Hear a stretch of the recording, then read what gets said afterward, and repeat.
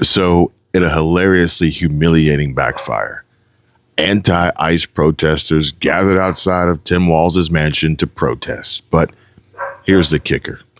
They're actually turning on him, and they are protesting, or more so accurately, being paid to agitate none other than the governor of Minnesota, Tim Walz, after he bent the knee and surrendered to Trump and Tom Homan. Leftists are now protesting outside Tim Walz's mansion in St. Paul, labeling him a traitor for cooperating with President Trump and Tom Homan.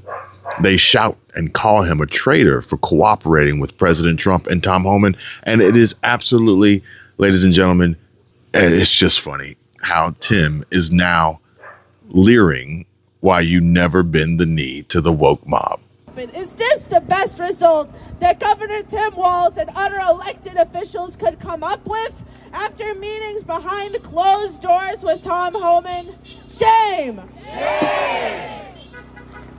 Do not underestimate the power of the people of Minnesota.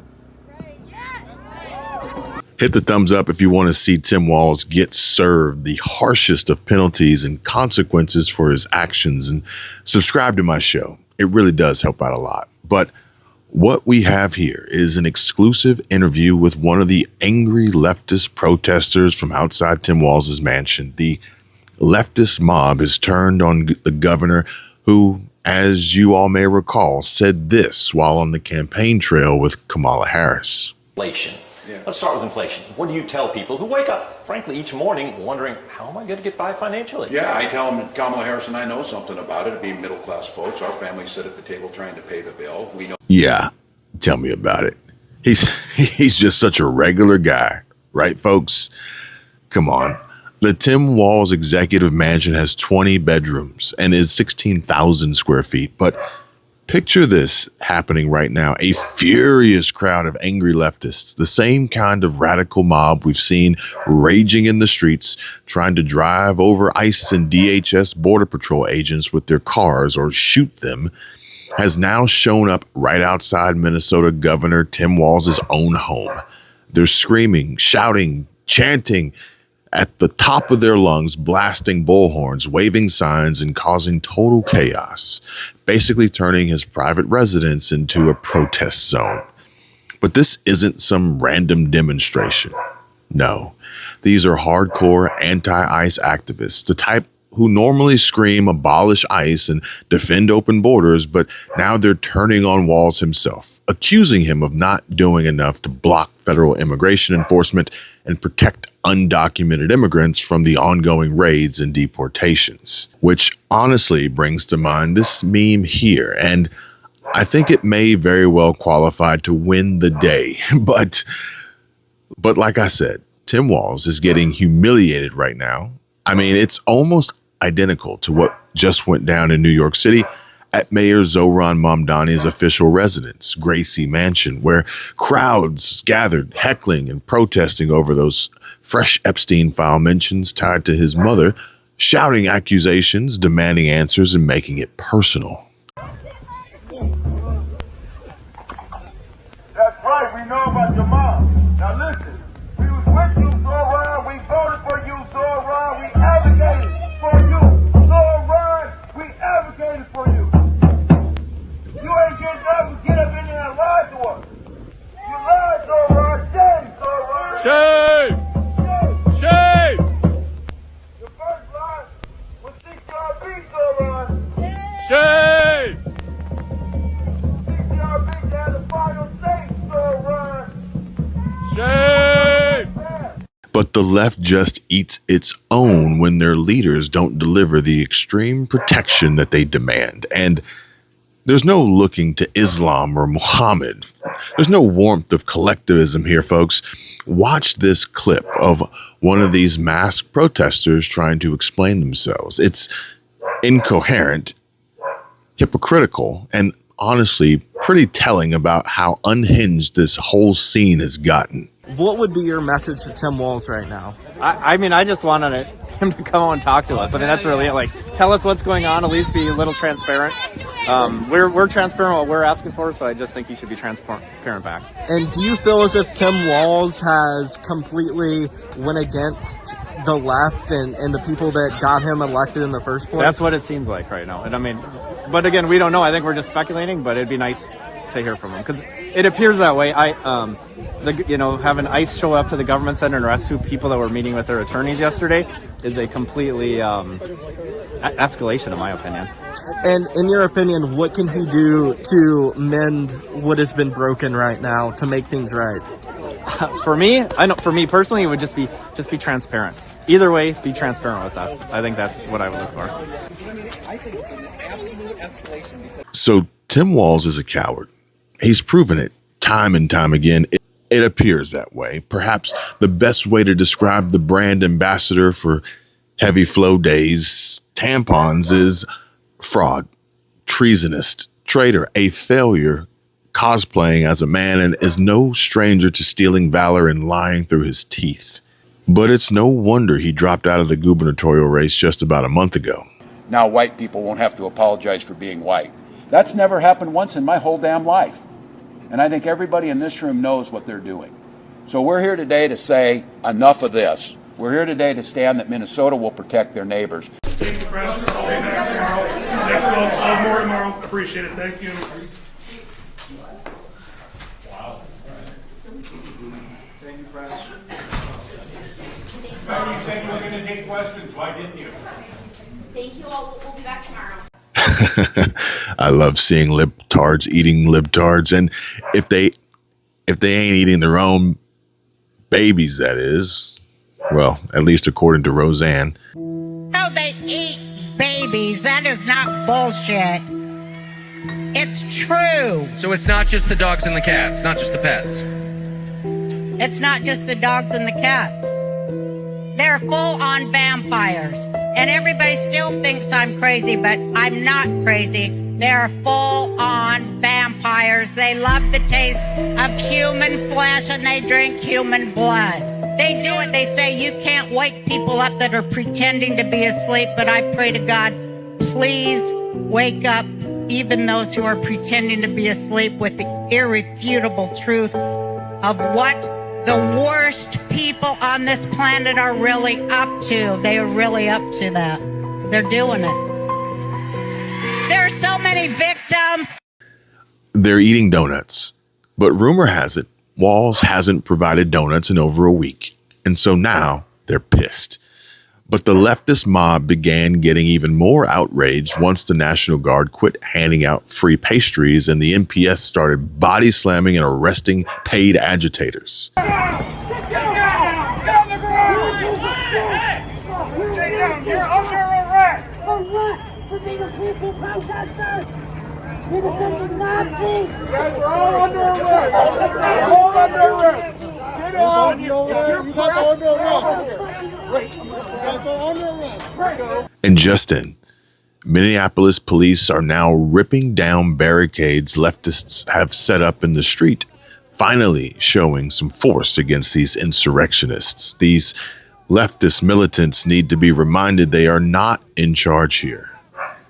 Much like Tim Walz isn't in charge of his own state of Minnesota, it seems, anymore.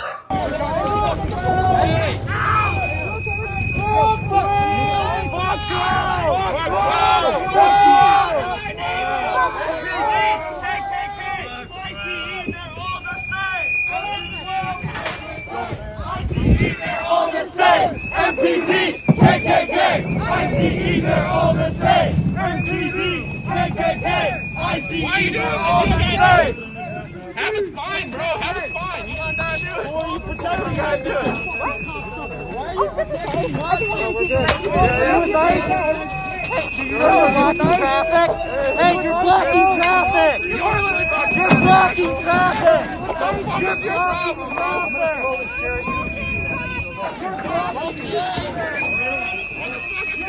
You're trashing the goddamn neighborhood.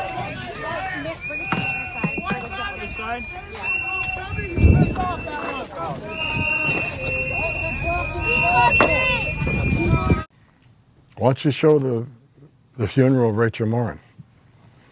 Why don't you listen to the 19 minutes of Laken Riley fighting for her life?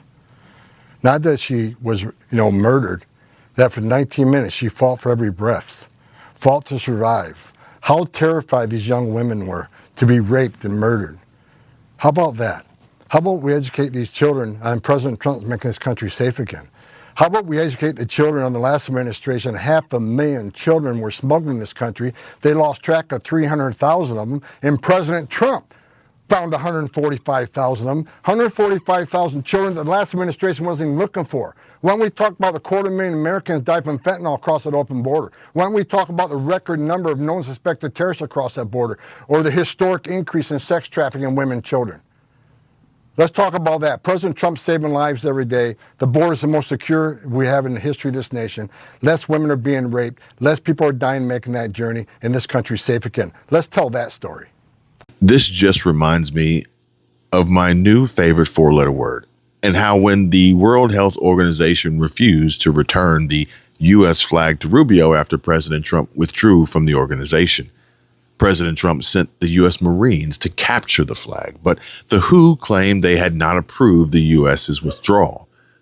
And the best part was when Secretary of State Marco Rubio said, F-A-F-O.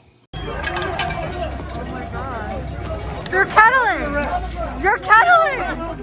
You're kettling! You're kettling! That's press! You're kettling! That's a press member! You're... Back up! Back up! Get out of here!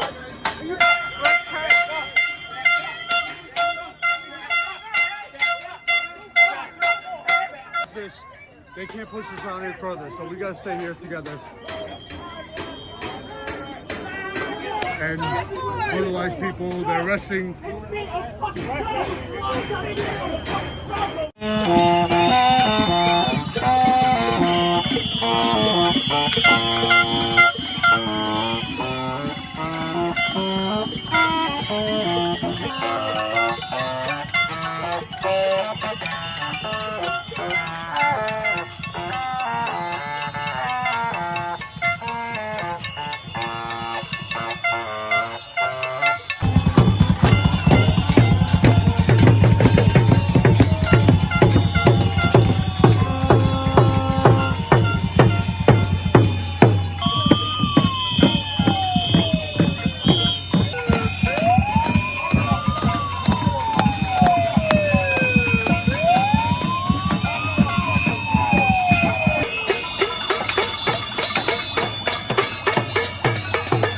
I just love it. This is justice, the rule of law. It reminds me of the meltdown that is happening in blue cities all across America, like Chicago, and breaking Mayor Brandon Johnson getting served a dose of reality when he tried to order the police to go after federal ICE agents, document them, prosecute them, and basically obstruct immigration enforcement. But the police superintendent, the union, even the state's attorney all said, hell no. We're not interfering with federal duties. We're not putting their officers at risk for woke, leftist, socialist, anti-un-American politics, and telling Mayor Brandon that his order is basically unenforceable garbage. Oh, and he's a liar. Our responsibilities when it comes to federal agents, and I've been asked these questions, we do not interfere with the duties and responsibilities of federal agents. We don't have to agree with it. It doesn't matter. You don't have to agree with it. We do not interfere with their orders. And when they go out to carry out their orders, they will do that the way that they're trained to do it and their understanding of what it is they have to do. CPD will not arrest and cannot arrest federal agents because someone deems what they're doing is illegal or unlawful. Their rules of engagement are different from CPD and other local law enforcement agents. If for any reason a crime is being committed, an ICE agent, state, local police officers, if it involves law enforcement, we are going to show up. And the head of Chicago's police union is blasting the mayor's order, calling it toilet paper. John Catanzaro writes on Facebook that the same guy who hates the police now wants to use them for his own personal and political relevance. Mayor Johnson says he's acting now because it appears ICE will be returning to Chicago for another surge sometime this spring. The Fraternal Order of Police is against this. In an emailed statement, a spokesperson writes in part, "This is just more political bluster from City Hall. We will be exploring the legal jeopardy Brandon Johnson might be placing our members into." I'd love to ask you if you plan on enforcing the mask ban on federal agents, if that's where you're going. Yeah, that when you take a step back from that, that's the issue of the day.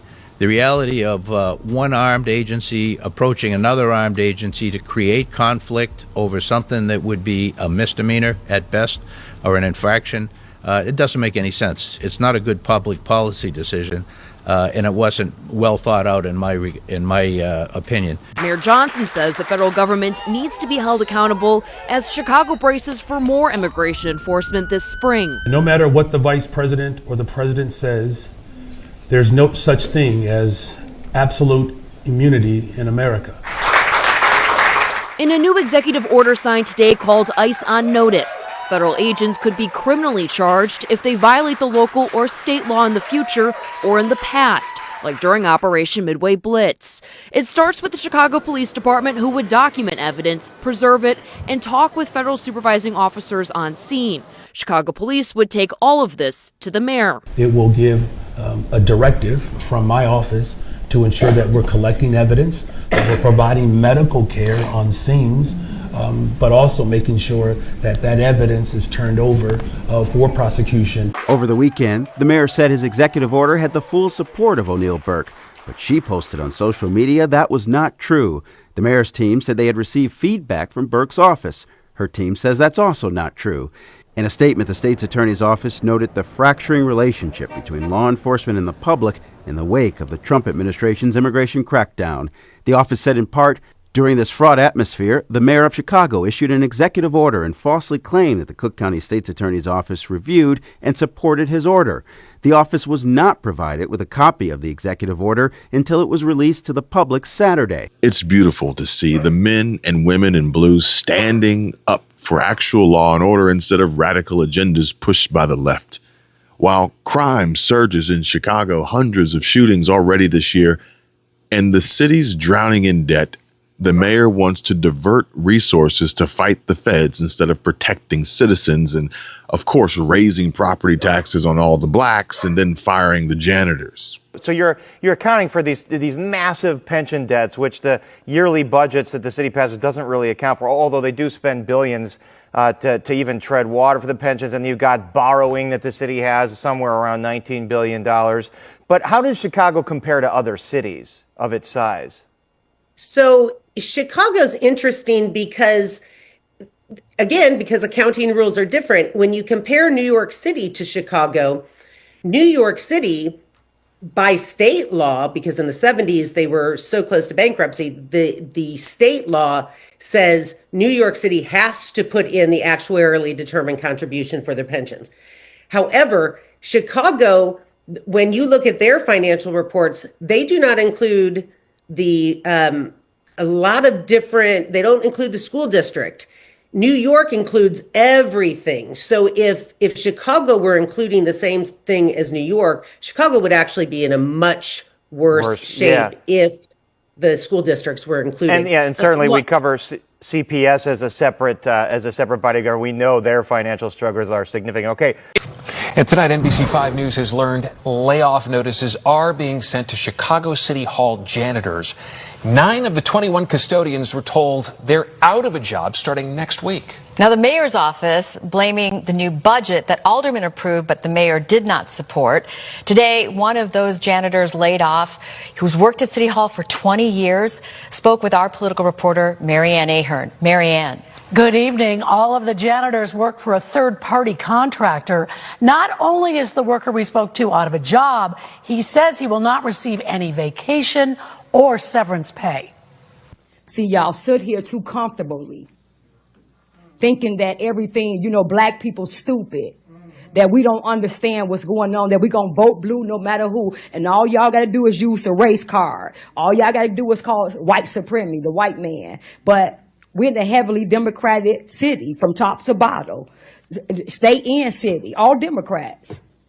So can we say that the Democrats are racist white men or white women? Who is it? Because this is what y'all telling us. So I'm letting you all know, Chicago flips red. We are not paying these taxes. We are calling for a boycott on these taxes. Nobody is playing this game no more. We won't pay our taxes until we get a forensic audit on where all our money is going. We're demanding that. We're asking President Trump to send the feds here. 30 seconds. The DOJ here. We need a forensic audit on where our money is going. And we are not paying no property taxes. And we are calling for a boycott. And we're going around to every ward in the city and calling for it. You all going to learn to stop playing with us. And you all going to learn that you all work for us. All right, y'all. Let's hit pause for a second because this matters and it's really important. We talk a lot on this channel about taking control of your life, making smart choices, and not letting the system overwhelm you. But when it comes to navigating Medicare, it can feel like you're wading through a swamp of total confusion. Plans, coverage, costs, deadlines, you name it. And that's where Chapter steps in. They're not just another company. They're the real deal when it comes to free Medicare help. Chapter's team of advisors has helped thousands of people across the country find the right Medicare plan, and they do it with one goal in mind, putting you first. No fees, no pressure, just honest guidance to make sure you're covered without breaking the bank. Big insurance companies have their own agendas, but Chapter's got your back, fighting to get you the plan that works for you. So if you're approaching Medicare age or helping a loved one figure it out, don't go it alone. Call Chapter today at 270-467-2426 and start getting the clarity you deserve.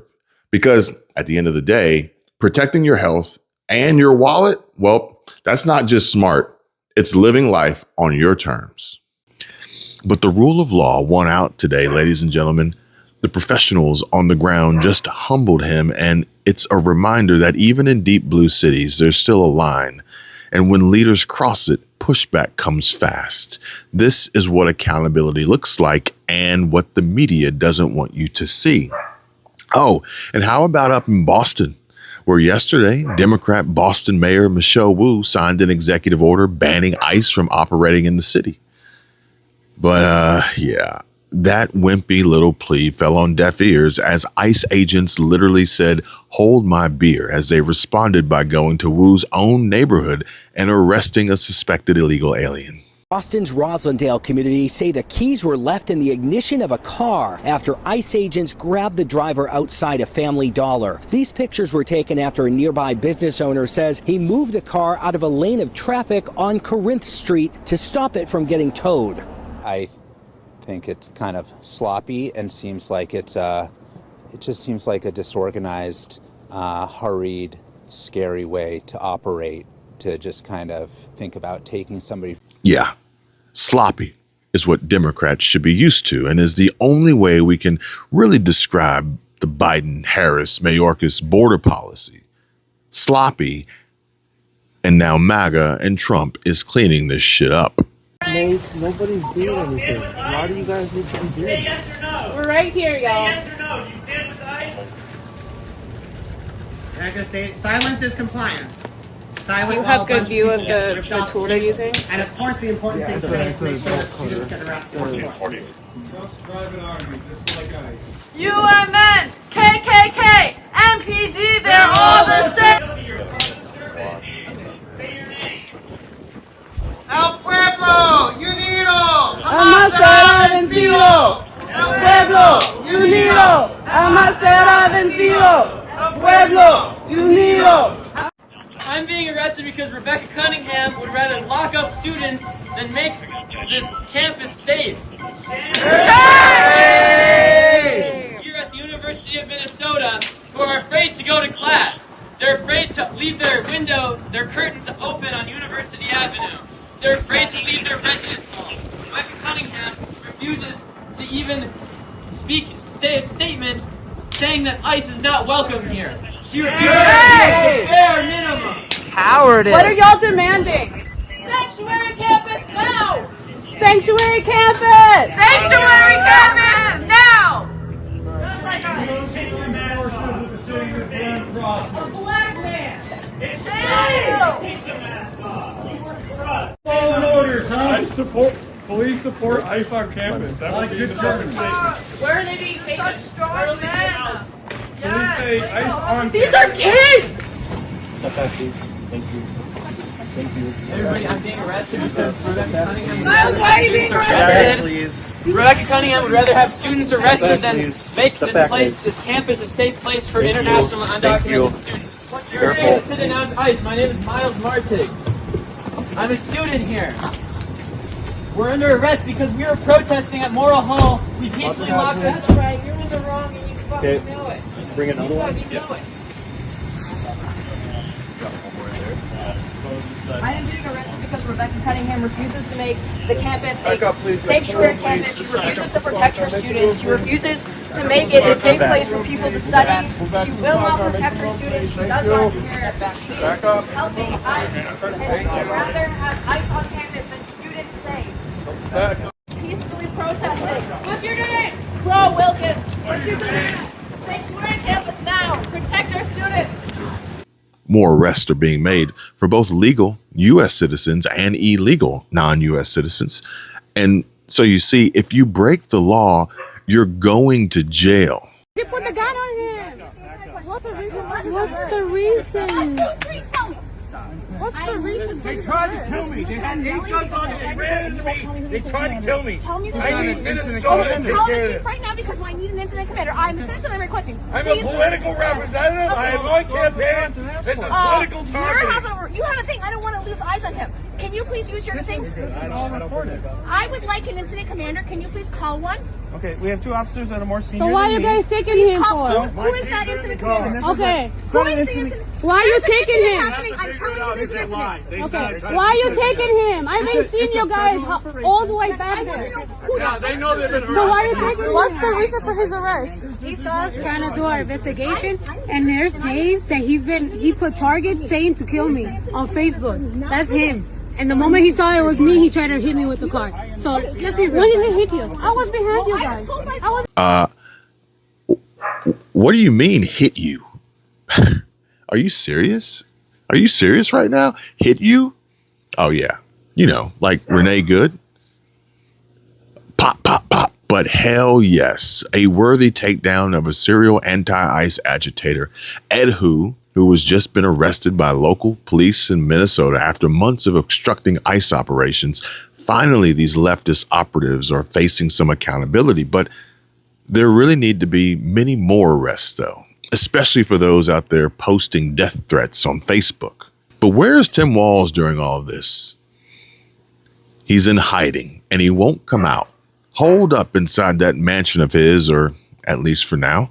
But the walls are closing in on Walz, whether it be the massive immigration and sanctuary city insurrection or the multi-billion-dollar Somali feeding, autism, and senior healthcare fraud scam. And the hearing today detailed how the elected Democrats in Minnesota, they knew about the fraud, that they were screaming red lights and warning signs everywhere. Look, these are daycare centers that had no kids, that had no play toys, that had no playground equipment, that the windows are all blacked out, that were dark and empty, and yet the Democrats were sending millions and millions of dollars to these fraudulent centers. And the reason the Democrats were doing that is because they benefited politically. They benefited from votes from the Somali community, and they benefited from campaign money from the Somali community. It was corrupt. And I'll tell you, Rob, I invited the governor, Tim Walz, to come testify before the hearing. I invited the Attorney General, Keith Ellison, to testify.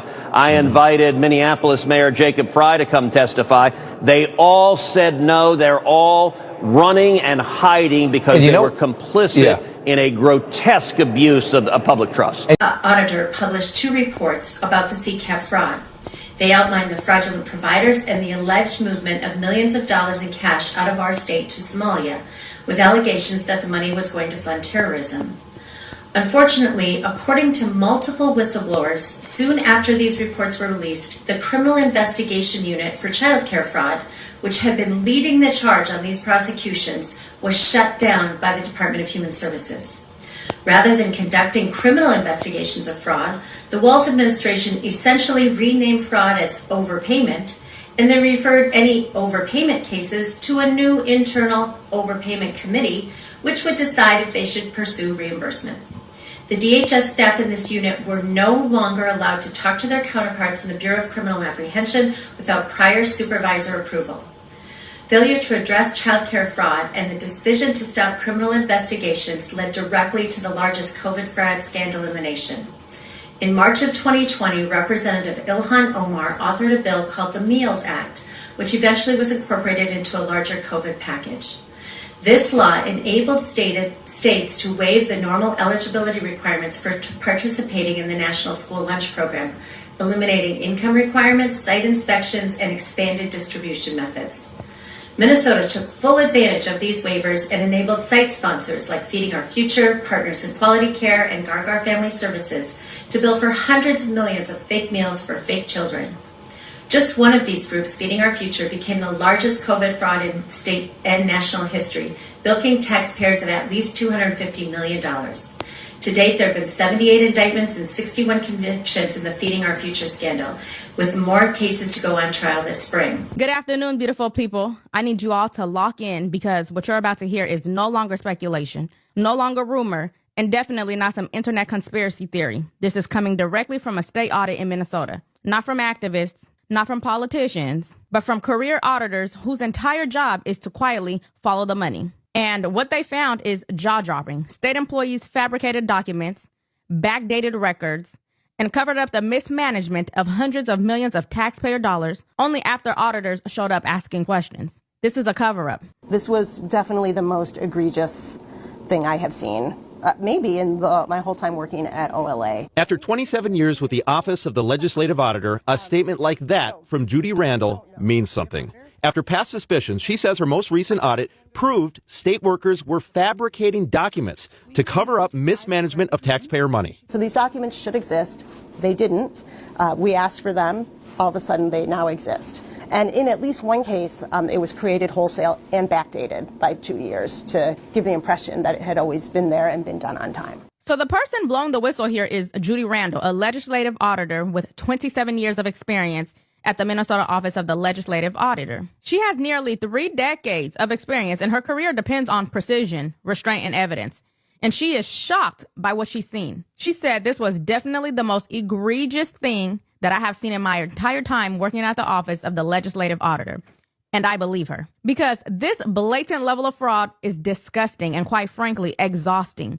Her statement alone should have triggered alarm bells across the state. Because when auditors talk like that, it means that the paper trail is hideous. Are new questions about whether the state is tracking your tax dollars after a stunning revelation at the Capitol today. Multiple employees at the Department of Human Services are tonight under investigation after a new audit from the legislative auditor found pervasive and continued issues in grant management. Investigative reporter Kirsten Swanson has spent months tracking oversight issues within DHS. She's live right now at the state capitol. Kirsten. Kevin and Lindsay, the legislative auditor, told lawmakers today that they discovered multiple DHS employees backdated or created documentation during that audit. She described it as a systemic effort that undermines the audit process. Frankly, in the 27 plus years I've been with OLA, I have never seen this before. I will say we have had suspicions periodically, but we have never been able to prove it, to document it, and we did in this case.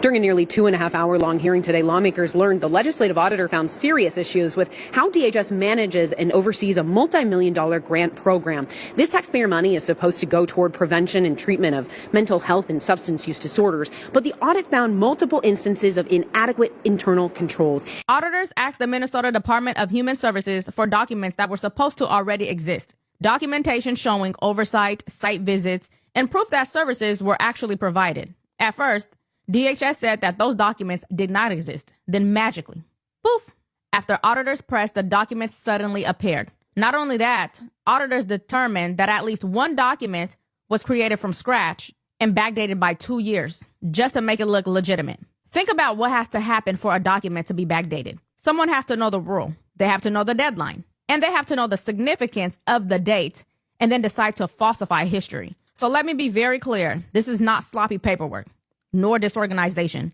Someone did not forget to upload a file. This is intentional deception. It's fraudulent. And when taxpayers are on the hook for it, all parties must be held accountable. The audit focused on the Behavioral Health Administration within DHS. This division hands out nearly $200 million per year in grants for addiction services, mental health programs, and community providers.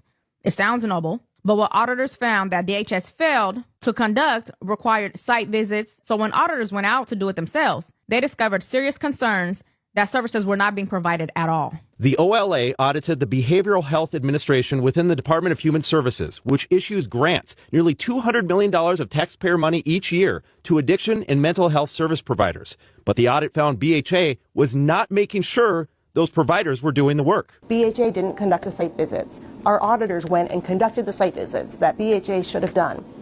And we identified serious concerns that services weren't being provided. That means taxpayer money was sent out with no confirmation that it helps anyone. One specific grant that stands out, a $1.6 million awarded to the Wellness Collaborative tied to Zion Baptist Church in North Minneapolis.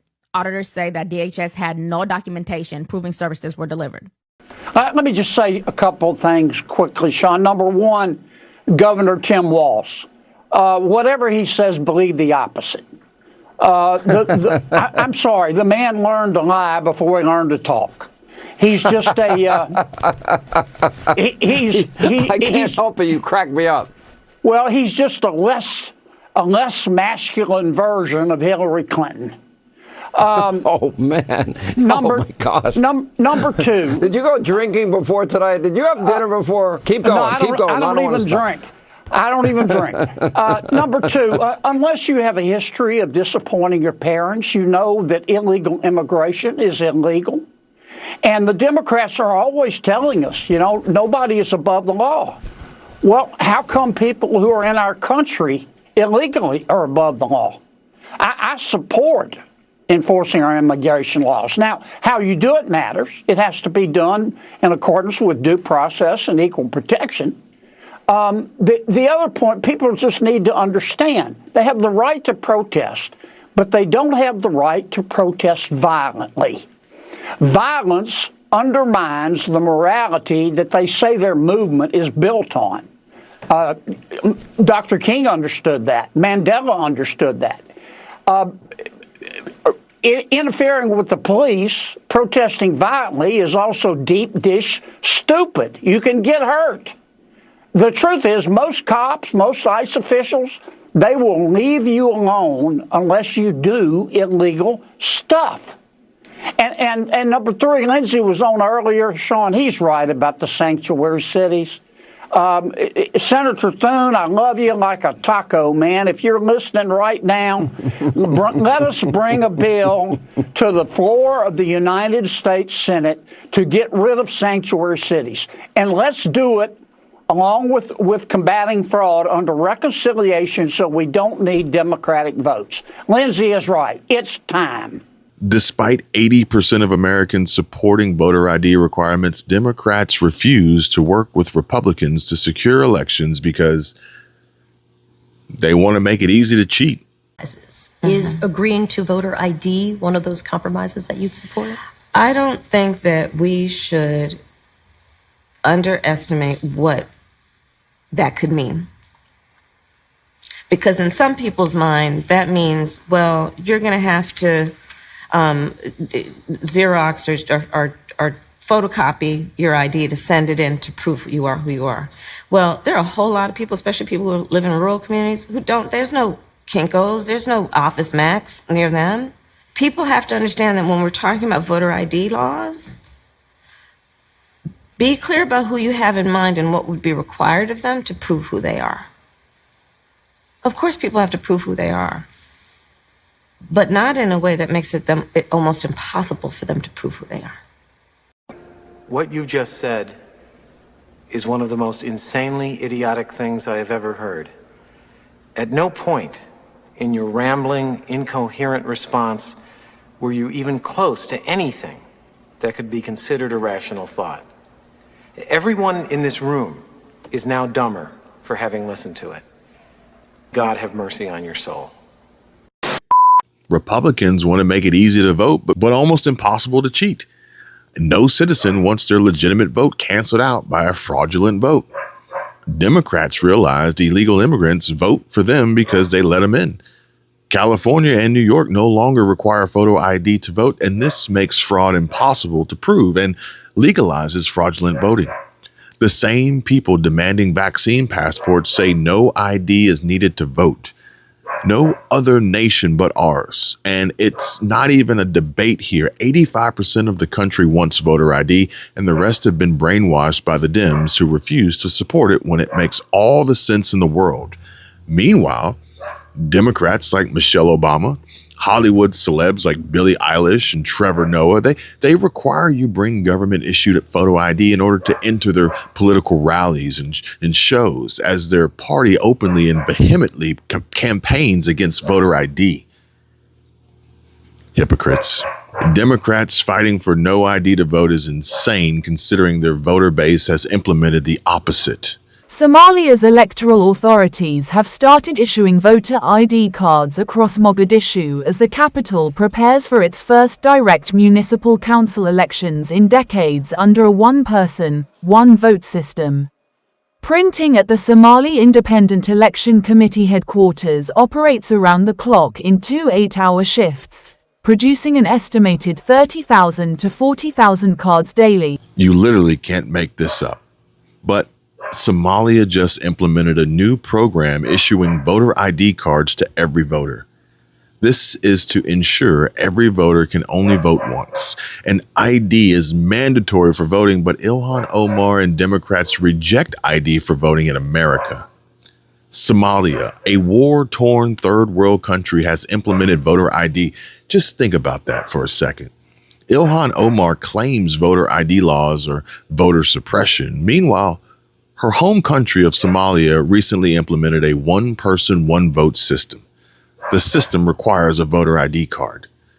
Somalia has voter ID now. How can we be more corrupt in our own voting than third world countries? Jim Crow 2.0 my ass, Chuck. A third world country like Somalia has voter ID, but parts of the United States does not.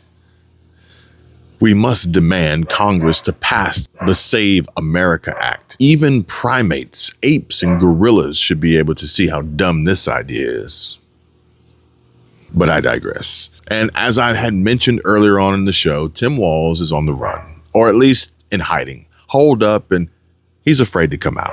I bet he won't even attend the president's State of the Union address, much like old Maxine Waters won't and refuses to.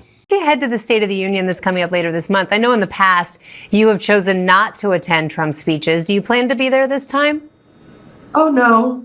I will never honor him with my presence. This man doesn't deserve to be the president of the United States. There's nothing that he can say in the State of the Union that will erase his behavior, will erase his racism, and I have no need to sit there and listen to him pretend or lie. You know, he's the biggest liar that we've ever encountered anytime, any place, anywhere. So no, I will not be there for sure. But that ought to tell you everything you need to know about the Democrats and their failed party in just one quick, brief 38-second clip. But you'd think, as old as these career politicians are, that they'd have grown up and matured by now. I guess not. But just ask Bill and Hillary Clinton. There are only so many invitations that you can decline, but an arraignment and oversight committee hearing ain't one of them. These Dems, Maxine Waters, Ilhan Omar, Zohran Mamdani, Hakeem Jeffries, Brandon Johnson, Gavin Newsom, Tim Walz, they're all terrified, and rightfully so. America first, baby. You all take care, be safe, and God bless.